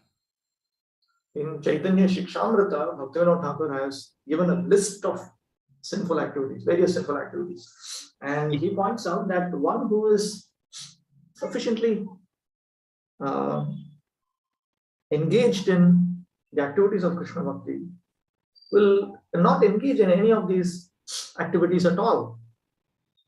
சைத்தன்ய சிக்ஷாமிர்தம் என்னும் நூலில் பக்திவினோத் தாக்கூர் இந்த பாவச் செயல்களின் ஒரு பட்டியலையே தருகிறார். அதன் பிறகு பக்தி தொண்டில் ஈடுபட்டிருக்கக்கூடிய ஒரு பக்தர் இந்த செயல்களில் எதிலும் ஈடுபட மாட்டார் என்று கூறுகிறார். But unintentionally, one might, because certain things are habit, you're habituated to something, unintentionally it may come out. And when it unintentionally comes out, then immediately a genuine devotee will repent. ஆனால் தன்னை அறியாமல் பழக்க தோஷத்தின் காரணமாக சில பாவச் செயல்கள் ஏற்படலாம். ஆனால் அதை செய்த உடனேயே ஒரு நல்ல பக்தர் வருத்தப்படுவார். And he will rectify it. And he will ensure that it doesn't happen again. அதை திருத்திக் கொண்டு மீண்டும் அது நடக்காமல் பார்த்துக் கொள்வார். If engagement in offenses or sinful activities happen repeatedly, then we should understand that he is not seriously engaged in Krishna consciousness. But not sufficiently seriously. அபராதங்களோ பாவங்களோ தொடர்ந்து செய்யும் பொழுது அவர் பக்தி செயல்களில் ஈடுபடவில்லை அல்லது அவ்வளவு தீவிரமாக ஈடுபடவில்லை என்று நாம் புரிந்து கொள்ளலாம். So it is our duty, therefore, to take the guidance of more advanced devotees, the spiritual master, and also pray to Krishna for help. எனவே நம்முடைய கடமை நம்மை விட முன்னேறிய பக்தர்கள், நம்முடைய ஆன்மீக குரு இவர்களின் வழிகாட்டுதலை ஏற்றுக்கொள்ள வேண்டும். மேலும் கிருஷ்ணரிடம் அவருடைய உதவிக்காக பிரார்த்திக்க வேண்டும். As we increase our quality and quantity of chanting the holy names, our desire to serve more advanced devotees and to spread Krishna consciousness will also proportionately increase. நம் ஜபத்தின் தரத்தையும் அளவையும் நாம் உயர்த்தி கொண்டு வரும்பொழுது உயர்ந்த பக்தர்களுடைய சங்கத்தை எடுத்துக்கொள்ளவும் பகவானுக்கு சேவை செய்யவும் நம்முடைய ஆர்வம் அதிகரிக்கும். Okay, next question. Thank you, Prabhu. This one is from Shakti Anbaragan Mataji. If one engages in sinful activities, also he will go back to Krishna in few lifetimes. But if one is a duplicitor, then he will not go to Krishna even after many lifetimes. So in the purport of Nectar of Instruction, Srila Prabhupada says that imitation is good. By imitation, one will become actually Krishna conscious. Could you please throw light on the difference between imitation and duplicity? போலித்தனமான பக்தர் பல பிறவிகளிலும் கூட கிருஷ்ணரை அடைய முடியாது என்று கூறினீர்கள். ஆனால் உபதேசாமிர்தத்தில் ஸ்ரீல பிரபுபாதர் ஒரு உரையில் கூறுகிறார், நகல் செய்வது நல்லது என்று. நகல் செய்வதன் மூலமாக ஒருவர் கிருஷ்ண உணர்வை அடைய முடியும் என்றும் அவர் கூறுகிறார். இதை விளக்க வேண்டும். And first of all, trace out that actual statement made by Prabhupada right here.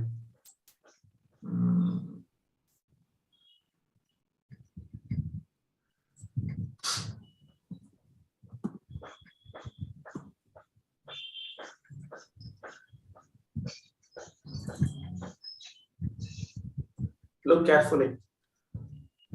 What is the context?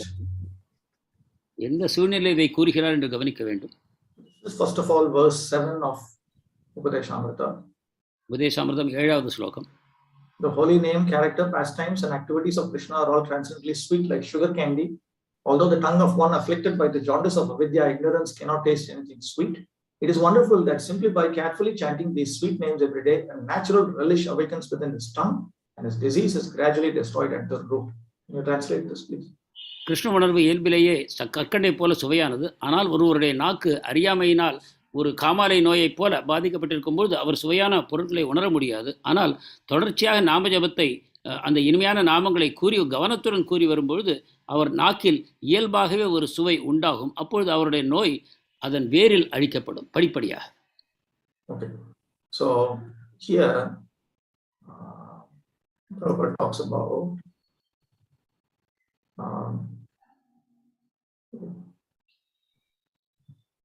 I'll read out this paragraph. This paragraph.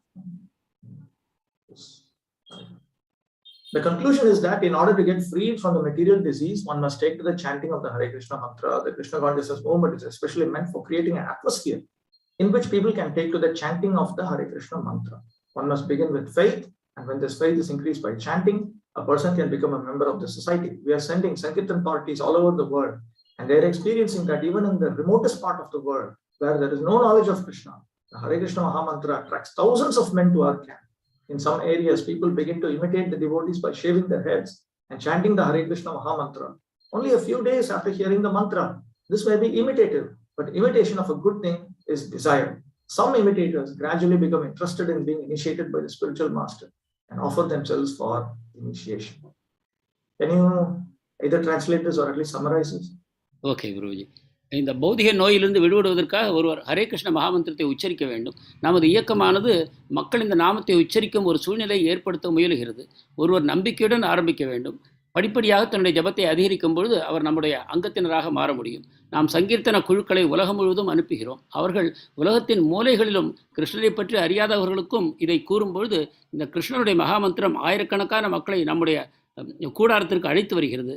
அங்கும் சில மக்கள் இவர்களை பார்த்துவிட்டு சில நாட்களிலேயே ஹரே கிருஷ்ண மகாமந்திரத்தை கேட்ட பிறகு தலையை மழித்து கொள்ளவும் மகாமந்திரத்தை உச்சரிக்கவும் ஆரம்பிக்கிறார்கள். இது நகல் செய்வதாக இருக்கலாம், ஆனால் நல்ல விஷயத்தை நகல் செய்வது அதுவும் நன்றுதான். இவர்களில் சிலர் படிப்படியாக ஆர்வம் எடுத்துக்கொண்டு ஆன்மீக குருவை ஏற்றுக்கொண்டு தீட்சையும் பெறுகிறார்கள்.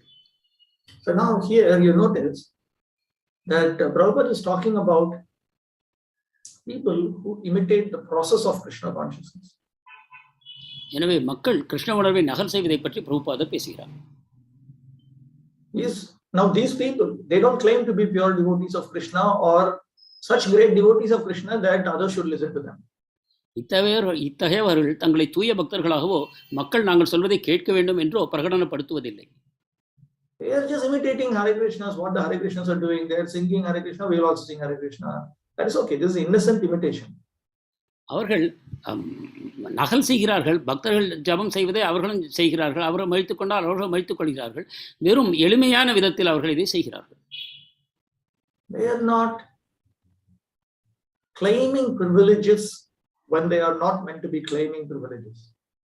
அவர்கள் சலுகைகளுக்கு தகுதி பெறாத பொழுது சலுகைகள் வேண்டும் என்று அவர்கள் கேட்கவில்லை. Duplicity, diplomacy, dishonesty, these things involve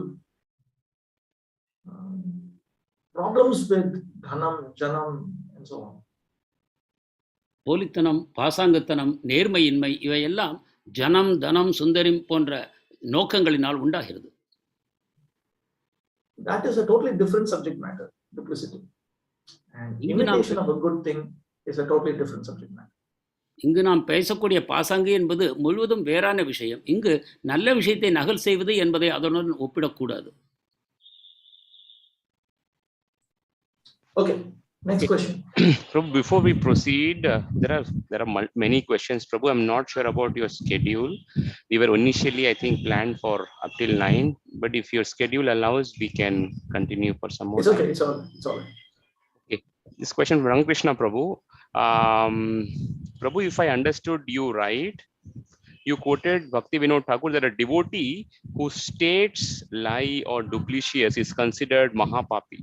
In connection with apichet suduracharo, such a devotee is considered saintly. What should be the right understanding here? பாசாங்க செய்யக்கூடிய பக்தர் ஒரு மகா பாவி என்று பக்தி வினோத் தாக்கூர் கூறுகிறார். ஆனால் கிருஷ்ணரோ மிகவும் பெரிய பாவச் செயல்களை செய்தவும் கூட என்னுடைய பக்தர் என்று கூறுகிறார். இதை எவ்வாறு புரிந்து கொள்ள வேண்டும்? Let me take out that very apichet suduracharo.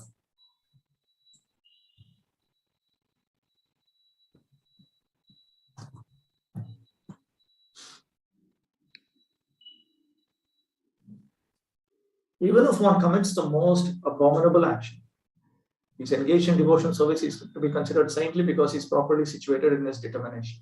Can you translate that, please? ஒருவர் மிகவும் கண்டிக்கத்தக்க பாவத்தை செய்தாலும் கூட அவர் பக்தி தொண்டில் தொடர்ந்து ஈடுபட்டிருப்பார். ஆனால் அவரை ஒரு புனிதராகவே கருத வேண்டும். ஏனென்றால் அவருடைய தீர்மானம் சரியானதாக அமைந்திருக்கிறது. Look at the word meanings. Even if one committing the most abominable actions is engaged in devotions, even if one committing the most abominable actions is engaged in devotional service unto me and is without deviation, he is to be considered a saint because he is completely situated in the proper determination.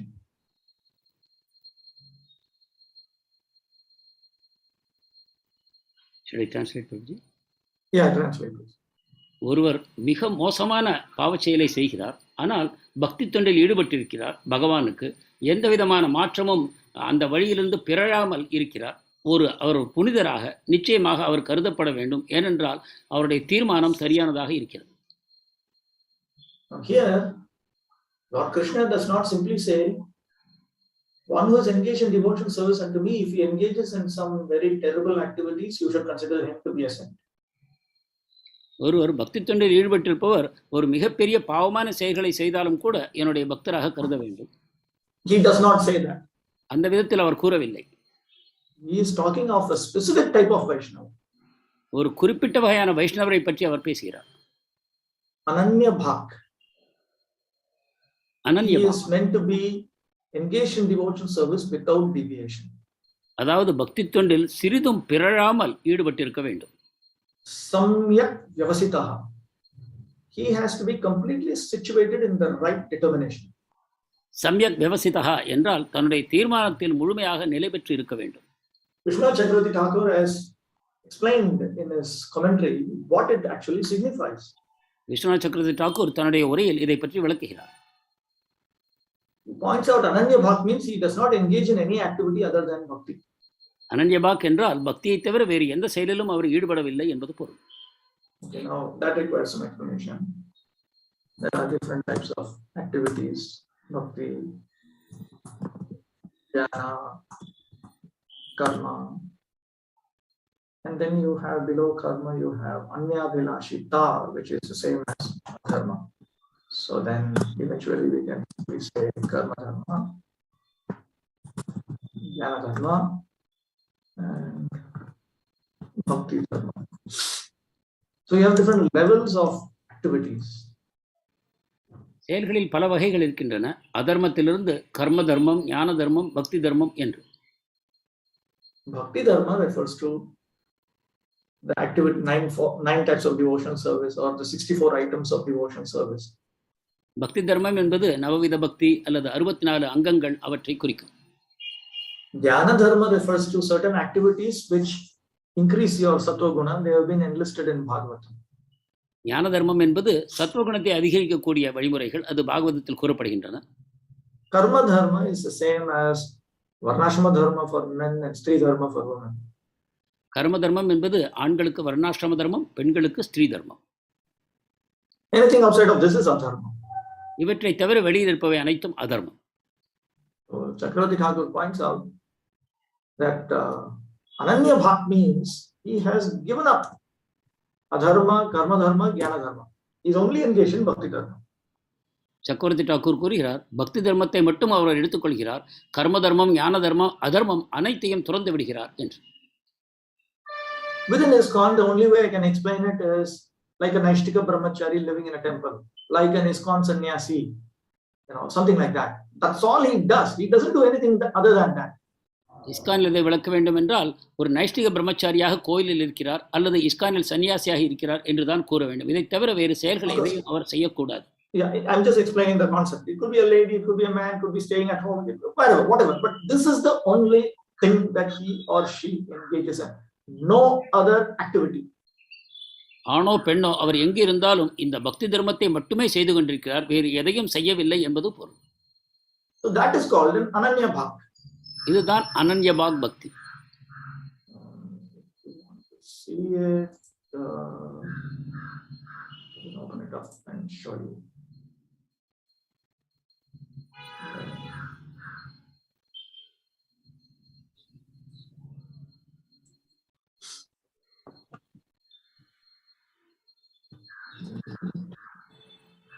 What is is the verse number? 9.30.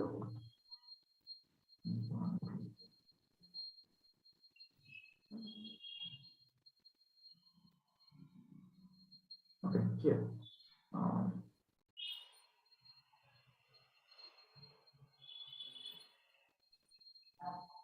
Ananya bhav. Bhaktir anyat karma jnanadikam. Actually, there are several aspects of ananya bhav. I have only explained one aspect, that he does not engage in any activity other than bhakti activities. அனன்யபாக் என்றால் பல அம்சங்கள் இருக்கின்றன. அதில் ஒன்றை மட்டும் நான் விளக்கினேன். பக்தி தர்மத்தை தவிர வேறு எதையும் அவர் செய்யவில்லை என்பது. மத்தஹ அன்ய தேவதாந்தரம்.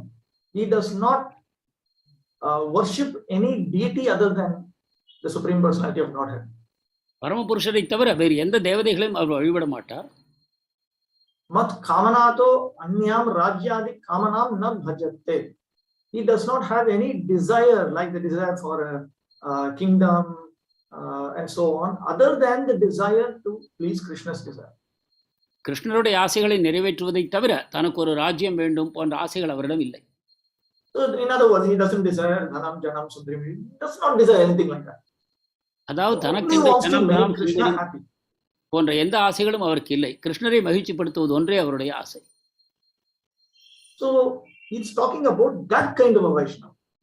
அத்தகைய வைஷ்ணவரை பற்றி பகவான்.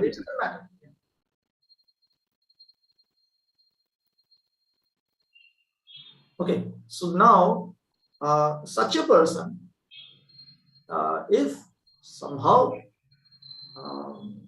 due to remnants, when you turn off a fan, you don't, Prabhupada explained, the fan doesn't immediately go off. So it is just a remnant. It's called bhajataḥ. It is just, you already stopped it, but still the activity takes a while for it to stop. So when you see something like that, Lord Kṛṣṇa is pointing out, you should still consider that person as a sadhu, because his determination is proper.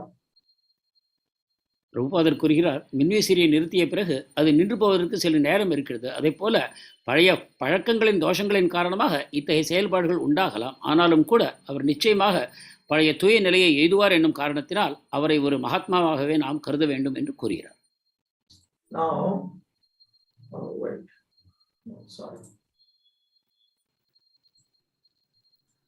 Samyak vyavasitam. His determination is very, very strong. அவருடைய தீர்மானம் பலமாக இருக்கிறது.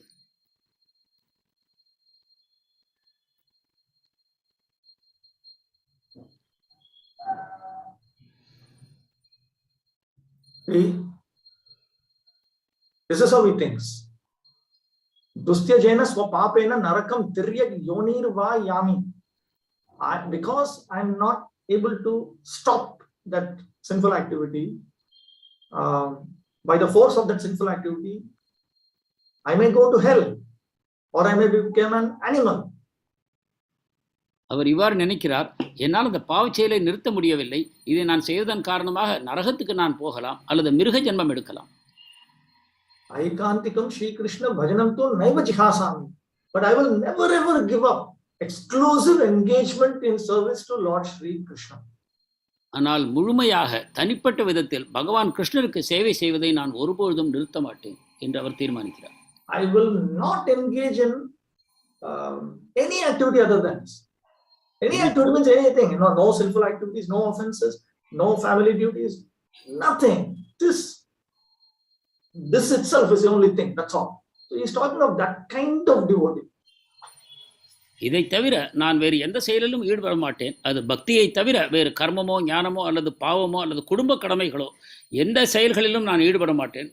முழுமையான கிருஷ்ண பக்தியில் மட்டுமே ஈடுபடுவேன் என்று அவர் தீர்மானித்திருக்கிறார். Now what happens to such a person?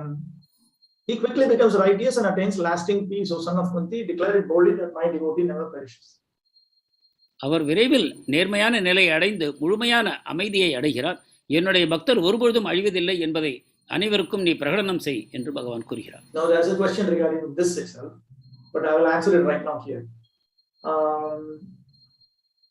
Vishwanath Chakravarti Thakur, in fact, in his commentary to this verse also, he points out, Krishna is speaking in present tense here. இந்த ஸ்லோகத்தின் வரையில் விஸ்வநாத் சக்கரவர்த்தி டாக்கூர் கூறுகிறார், இதை நிகழ்காலத்தை பயன்படுத்தி விஸ்வநாத் சக்கரவர்த்தி பகவான் பேசுகிறார். He is not speaking about, he is not using the future tense, he is using the present tense here. அவர் எதிர்காலம் அதற்கான வினைச்சலை பயன்படுத்தாமல் நிகழ்காலத்துக்கான வினைச்சலை பயன்படுத்துகிறார். He quickly becomes righteous. Krishna does not say he will quickly become righteous. He says he quickly becomes righteous, present tense. விரைவில் நல்லவர் ஆகிறார், நல்லவர் ஆகி போவார் எதிர்காலத்தில் என்று பகவான் கூறவில்லை, நிகழ்காலத்தில் கூறுகிறார். He attains lasting peace. He does not say he will attain lasting peace. He says he attains lasting peace, present tense. நிலையான அமைதியை அடைகிறார் என்று கூறுகிறார், அடைய போகிறார் என்று எதிர்காலத்தில் கூறவில்லை. So then Vishnu Chakravarti explains why Krishna says that. That is because his engagement in devotion service is so intense that the purification is instantaneous. இதை ஏன் இந்த நிகழ்காலத்தில் பகவான் பயன்படுத்துகிறார் என்று விஸ்வநாத் சக்கரவர்த்தி டாக்கூர் விளக்குகிறார். அது அவருடைய தீவிரமான பக்தியின் காரணமாக அவர் அந்த பாவத்திலிருந்து விடுபடுவது உடனடியாக நடைபெறுகிறது. அதர்ம கரணானந்தரமேவ மாமனஸ்மிருத்ய கிருதானதா க்ஷிப்ரமேவ தர்மாத்மா பவதி. As soon as he engages in some adharma, he immediately remembers Krishna and he repents, and quickly he becomes a dharmic soul. ஒரு அதர்மத்தில் ஈடுபடும் பொழுது உடனடியாக அவர் கிருஷ்ணரை நினைக்கிறார், உடனடியாக மனம் வருத்தப்படுகிறார், உடனேயே அவர் தர்மாத்மாவாக மாறிப்போகிறார். That's also another important point. In the third canto of Bhagavatam we learn atapyamana hṛdayyā vasittam. The Supreme Lord appears in the heart of one who is repentant. Bhagavatam 3வது ஸ்கந்தத்தில் இவ்வாறு கூறப்படுகிறது, யார் ஒருவர் தன்னுடைய தவறுக்காக வருந்துகிறாரோ அவர் இதயத்தில் பகவான் உடனடியாக தோன்றுகிறார். If you don't repent, there's no possibility of reviving your pure Krishna consciousness. நீங்கள் வருத்தப்படாவிட்டால் தூய கிருஷ்ண பக்தியை மீண்டும் கொண்டு வருவது இயலாததாகும். How does he repent? That also Vishnu Chakravarti explains. எவ்வாறு அவர் வருத்தப்படுகிறார் என்பதையும் விஸ்வநாத் சக்கரவர்த்தி டாக்கூர் விளக்குகிறார். Hanta, alas, matulya kopi bhaktarokam kalankayan nadhamo nasti. There is no one who has contaminated the community of devotees like me. ஐயோ ஐயோ, இந்த பக்தருடைய சமுதாயத்தை என்னை போல களங்கப்படுத்தியவர் யார்? Iti shashvat punah punarapi shantim nirvedam nidram gacchati. Because he is continuously thinking like this, therefore he becomes peaceful in devotional service, because his Krishna consciousness is completely revived. இவ்வாறு தொடர்ச்சியாக அவர் சிந்திப்பதன் காரணமாக அவருடைய கிருஷ்ண உணர்வு மீண்டும் வருகிறது. அவர் அமைதியான மனத்துடன் தன்னுடைய பக்தி தொண்டை தொடர்கிறார். He doesn't say, it happened. அவர் ஏதோ நடந்து விட்டது என்று கூறுவதில்லை. When we do something wrong, we have a tendency to use the passive voice. It happened. Somehow a mistake happened. Somehow it was forgotten. We use all passive voice. I am sorry, Prabhu. I don't know the equal. I don't know how you will explain this in Tamil. இதை நாம் விளக்கும் பொழுது நாம் செய்ததாக கூறாமல் அது தானாக நடந்ததை போல நாம் கூறிவிடுவோம். And when we do the right thing, we use active voice. அதை நாம் செய்த நல்ல விஷயங்களை பேசும் பொழுது நான் செய்தேன் என்று கூறுவேன். But he doesn't think like that. You see, the person described by Vishnu Chakravarti Thakur, he in fact thinks that he is a disgrace to the Vaishnava community. இங்கு விஸ்வநாத் சக்கரவர்த்தி டாக்கூர் அத்தகைய பக்தரை பற்றி கூறவில்லை. இந்த பக்தர் நினைக்கிறார், பக்தர்களுடைய சமுதாயத்திற்கே நான் ஒரு களங்கம் என்று அவர் நினைக்கிறார். Like take for instance Jagai Madai. Take for instance Ajamila. Jagai Mathai உதாரணத்தை எடுத்துக்கொள்ளலாம், அஜாமலர் உதாரணத்தை எடுத்துக்கொள்ளலாம். Jagai Madai, after they were we usually highlight this thing that Lord Chaitanya, Lord Nityananda delivered them. But that is only the first half of the movie actually. Jagai மாதாயை எவ்வாறு சைத்தன்ய நித்தாய் அவர்களை விடுவித்தவர்களை அதை மட்டும் நாம் பார்க்கிறோம். ஆனால் அது கதையின் பாதி மட்டும்தான். After that, they approached Nityananda Prabhu and they begged forgiveness, saying, "I'm very sorry. I threw that stone at you. I'm very sorry." அதற்கு பிறகு அவர் நித்யானந்த பிரபுவை அணுகி அவரிடம் மன்னிப்பு கேட்கிறார். நான் மிகவும் வருத்தப்படுகிறேன், உங்களை நான் காயப்படுத்தியதற்காக. I'm very sorry I committed so many sinful activities in the past. நான் செய்த கடந்த கால பாவச் செயல்களுக்காக நான் மிகவும் வருத்தப்படுகிறேன். Nityananda Prabhu instructed them to chant 128 rounds every day and engage in Vaishnava Seva. Nityananda பிரபு அவர்களுக்கு கட்டளையிட்டார், தினந்தோறும் 128 மாலைகள் ஜபம் செய்யுங்கள், வைஷ்ணவ சேவையில் ஈடுபடுங்கள் என்று.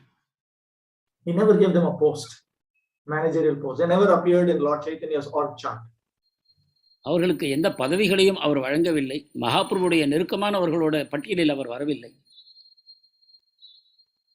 No, he not made a leader at all. அவர்கள் தலைவராக ஆகவில்லை. But at the same time, it is actually the entire Lord Chaitanya's preaching in Navadvip Mandal. It took over when they saw the change of Jagai Mata.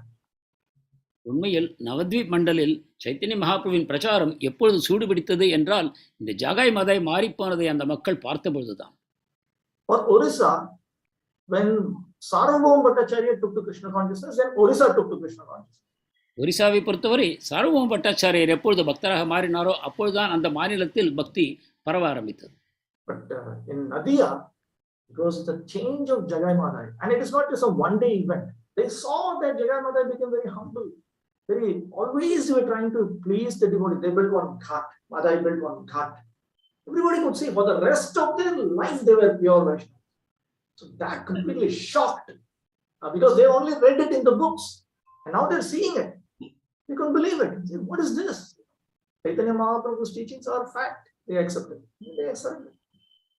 நதியாவை பொறுத்தவரை ஜகாய் மதாய் மாறிய பிறகு அது ஒரு நாளில் அல்ல, அவர்கள் எந்தவித மாற்றத்தை அடைந்தார்கள் என்பதை மக்கள் தினந்தோறும் கவனித்தார்கள். அவர்கள் மிகவும் தூயவராகி போனார்கள், அனைவரிடமும் மன்னிப்புக்கு மன்றாடினார்கள், சரியான விதத்தில் நடந்து கொண்டார்கள். இதை பார்த்தபொழுது மக்களுக்கு சைத்தன்ய மகாபிரபுவின் உபதேசம் ஏற்றளவில் அல்ல, நேரடியாக நாம் கண்கூடாக பார்க்க முடிகிறது.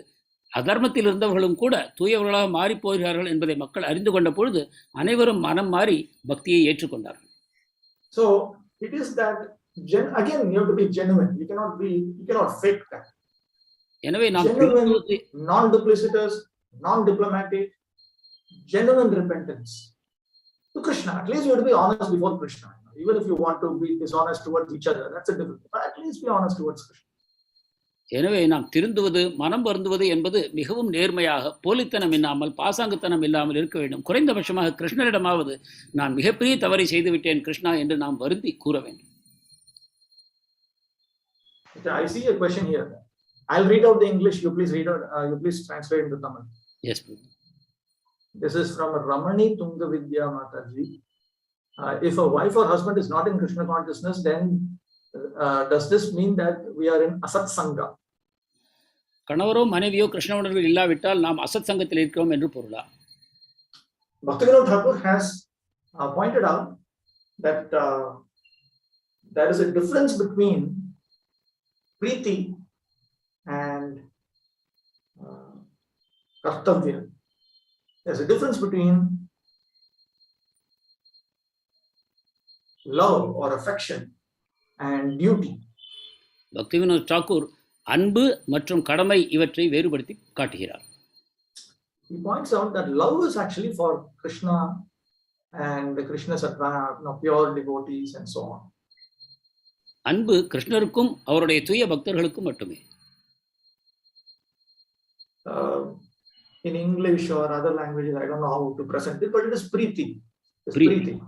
Ishvareta Adhineshu Balisheshu Dvishatsu cha Prema Maitri Kripa Upeksha. So, that prema, that love, that is for Krishna. அந்த பிரேமை அல்லது பிரீத்தி, அத்தகைய அன்பு கிருஷ்ணருக்கு மட்டுமே.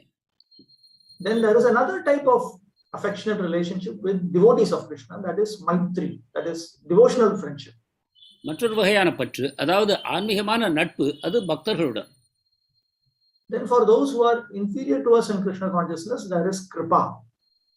கிருஷ்ண உணர்வில் நமக்கு இருப்பவர்களுக்கு நாம் தருவது கிருபை. So all three are positive attitudes. Notice this. There is nothing negative in this. They're all positive. You want to do good to others. You want to serve others and like that. இவை மூன்றுமே நல்ல விஷயங்கள் தான். மற்றவர்களுக்கு நல்லது செய்ய வேண்டும், உதவி செய்ய வேண்டும் என்னும் நோக்கம் நம்மிடம் இருக்கிறது. For a person who opposes Krishna consciousness, then we are supposed to exhibit upeksha. Upeksha means neglect. Krishna உணர்வுக்கு எதிராக இருப்பவர்களிடம் நாம் உபேட்சையாக, அதாவது அவர்களை நிராகரிக்க வேண்டும். It's a general principle. அந்த கொள்கை அளவில் அவர்களை அலட்சியப்படுத்த வேண்டும். Okay, this is just a general understanding. இது ஒரு பொதுவான புரிதல். There is no hatred. Notice this. வெறுப்பு, பகை hatred has no role in Krishna consciousness. Krishna உணர்வில் வெறுப்பு, பகைக்கு இடம் இல்லை. It is only these four. Okay, this is from the perspective of spiritual life. இந்த 4 விஷயங்களையும் நாம் பின்பற்றுவோமானால் நம்முடைய ஆன்மீக வாழ்க்கை முழுமையாகிறது. Okay. Now, apart from this, there is another set of duties referring to our material dharma. Our material duties are also there. இதை தவிர சில கடமைகள், பௌதிக கடமைகள் இருக்கின்றன. So, to take care of one's family members, this is all part of our duty, and we have to be loving, affectionate as a duty. குடும்பத்தினரை பார்த்துக் கொள்வது நம்முடைய லௌகிக கடமையாகும். அவர்களிடம் அன்பாக, கருணையாக இருப்பது நம்முடைய கடமையாகும். அது நமது அன்றாட சேவை. So, Bhakti-Vinod Thakur has explained that it is not that we become indifferent to our family members and so on. That is not the meaning of, that's not what is meant here. Bhaktivinod Thakur கூறுகிறார், நம்முடைய குடும்ப அங்கத்தினர்களை அலட்சியப்படுத்துவது என்பதல்ல இதன் பொருள். Rather, that is based on duty. So one set of emotions are based on duty. Another set of emotions are based on spiritual reality. சில ஆன்மீக உணர்ச்சிகள் கடமையின் அடிப்படையில் இருக்கின்றன, மற்றவை ஆன்மீக உண்மையின் அடிப்படையில் இருக்கின்றன. But even those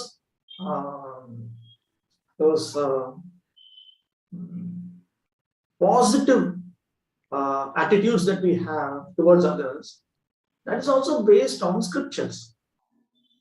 Even our material duties have to be executed within scriptural boundaries.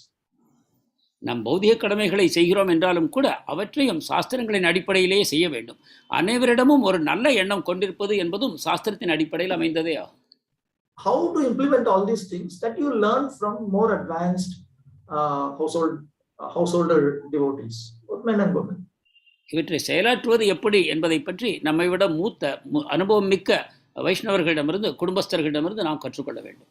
Asakṛt means that we start following the non-devotional ideas coming from the non-devotees. Then it becomes what is called sangha. அசத் சங்கம் என்பது அபக்தர்களுடைய கொள்கைகளை நாம் ஏற்றுக்கொண்டு அவற்றை நம் வாழ்க்கையில் பின்பற்றும் பொழுது அது அவர்களுடன் சங்கம் எடுத்துக்கொள்வதாக ஆகும். But if one only executes one's duty, then that is not considered association by Bhakti-Vinod Thakur.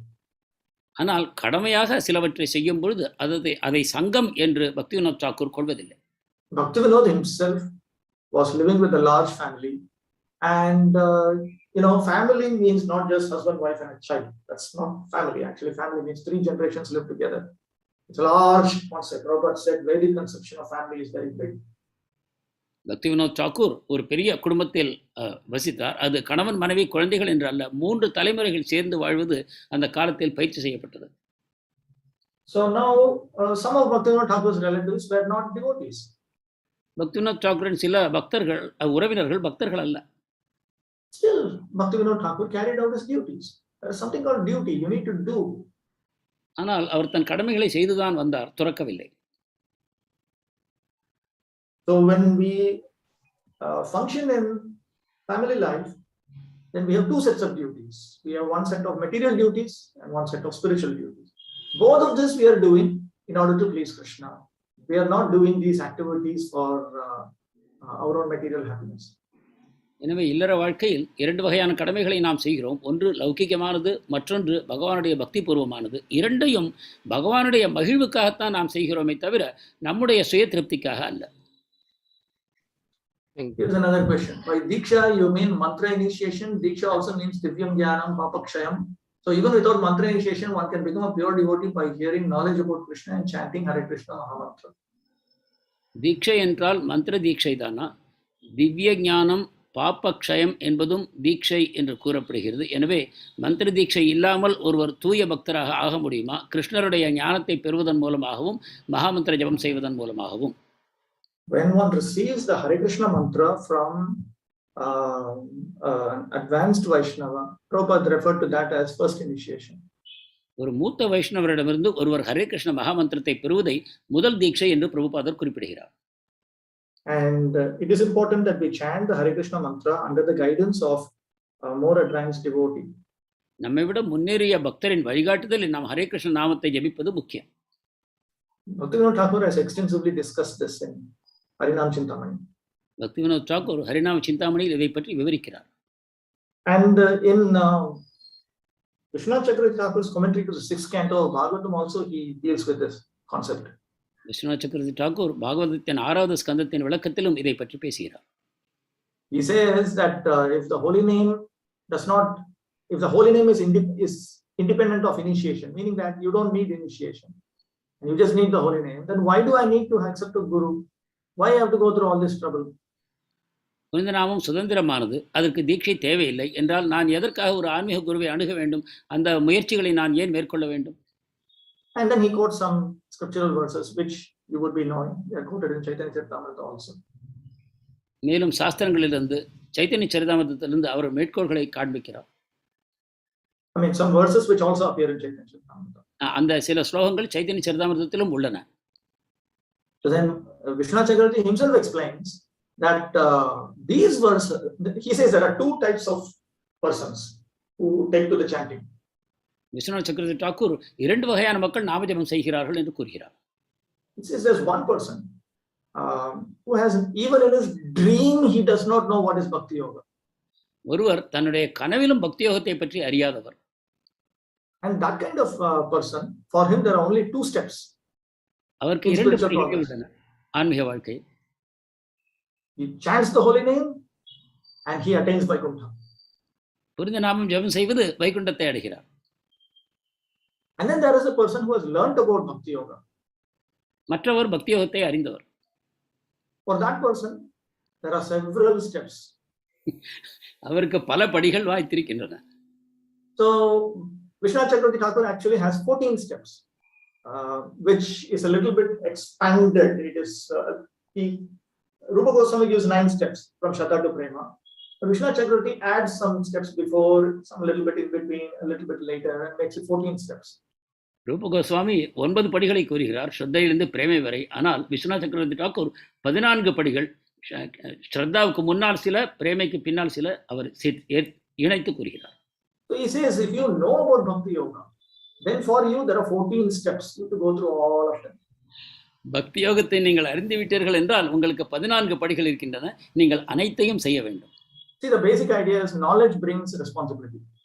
அதாவது இதன் கருத்து என்னவென்றால், உங்களுக்கு ஞானம் கிடைத்துவிட்டது என்றால் பொறுப்பும் அதன் கூடவே வருகிறது. So if you disregard this, then it is committing guru aparadh, which is one of the offenses to the holy name. So he says, but if he's continuing in the process, then next lifetime he will get a guru, and then that way he can move on. எனவே இப்பொழுது இதை நீங்கள் அலட்சியம் செய்தீர்களானால் இந்த ஞானம் பெற்ற பிறகு அது ஒரு அபராதமாகும், குருவுக்கு செய்யக்கூடிய அபராதமாகும். எனவே இவர் நாமஜபத்தை தொடர்ந்து செய்வாரானால் அடுத்த பிறவியில் மீண்டும் அவருக்கு ஆன்மீக குரு கிடைப்பதற்கான வாய்ப்பு கிடைக்கும். Tarini Radha Mataji has asked a question a question similar to a question that I asked Janani Mas Prabhu. So let me read out that question. And she has asked about women. I asked in general. How to protect ourselves from the sin of killing insects? As in this verse, we are expected to see the Lord in the heart of all creatures. Is there anything we can do practically in our daily activities to get closer to see the Lord in the heart of all creatures? பூச்சி புழுக்களை கொல்லும் பாவத்திலிருந்து நம்ம எவ்வாறு காத்துக்கொள்வது? இந்த ஸ்லோகத்தில் பகவான் அனைத்து உயிர்களின் இதயத்திலும் இருப்பதை நாம் காண வேண்டும் என்று கூறியிருக்கிறது. நாம் நடைமுறை வாழ்க்கையில் எவ்வாறு பகவானை அனைத்து உயிர்களிலும் காண பழகிக்கொள்வது? I asked Janani Prabhu this question. How do we deal with all these cockroaches and different things coming into the deity room and climbing over the deities and this and that? And, we almost feel inclined towards just killing them to stop all this nuisance. நான் ஜனனிவாஸ் பிரபுவிடம் இந்த கேள்வியை கேட்டேன். பூஜை அறைக்குள் பகவானுடைய விக்கிரகங்களின் மேல் கரப்பான் பூச்சி போன்ற பூச்சிகள் ஊறுவதை எவ்வாறு தவிர்ப்பது? நாம் அவற்றை கொல்ல வேண்டும் என்று மனம் தூண்டுகிறது. Then he said, first of all, you have to engage in devotion service in an environment which is free from all these things. That is the first offense.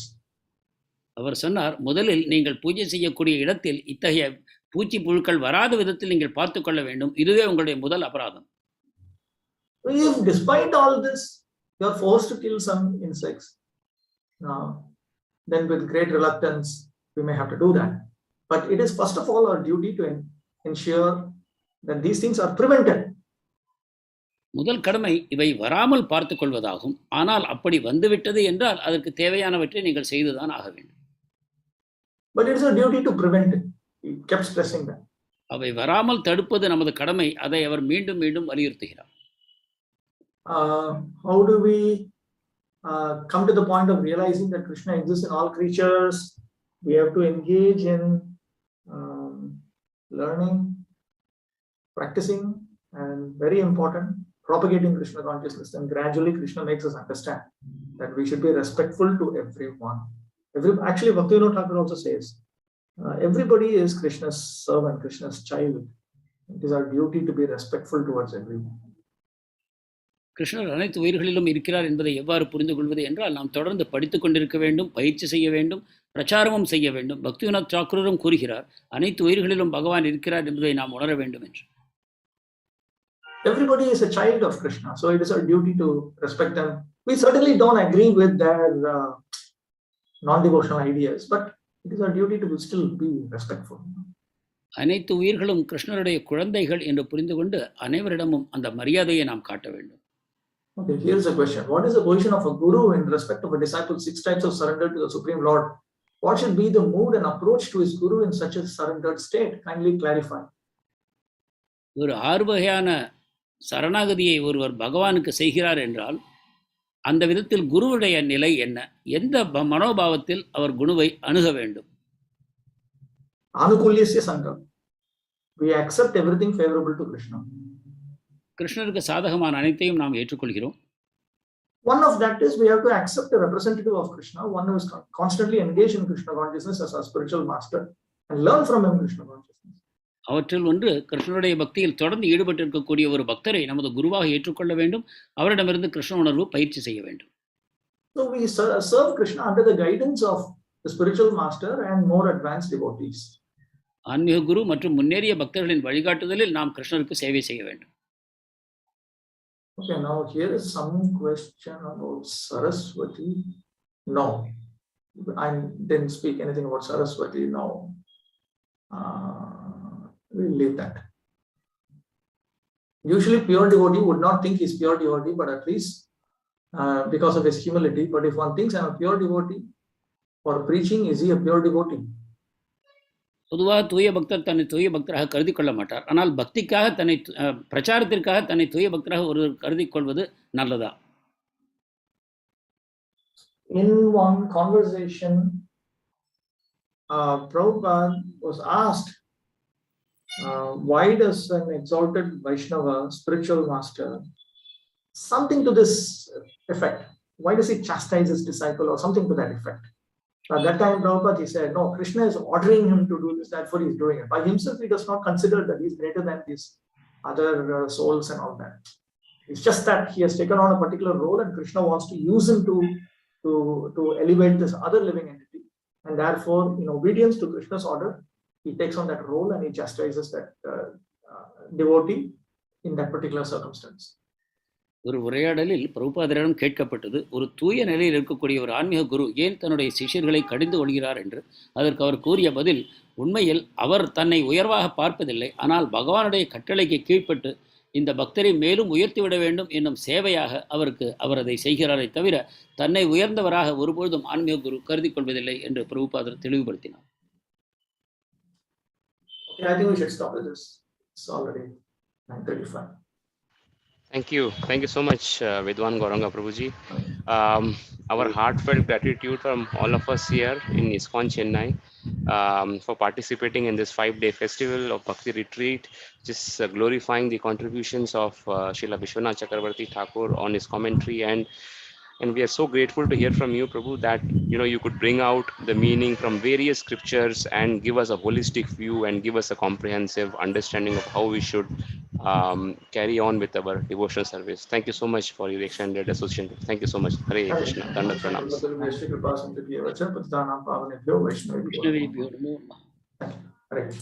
Hare Krishna. So much. Hare Krishna.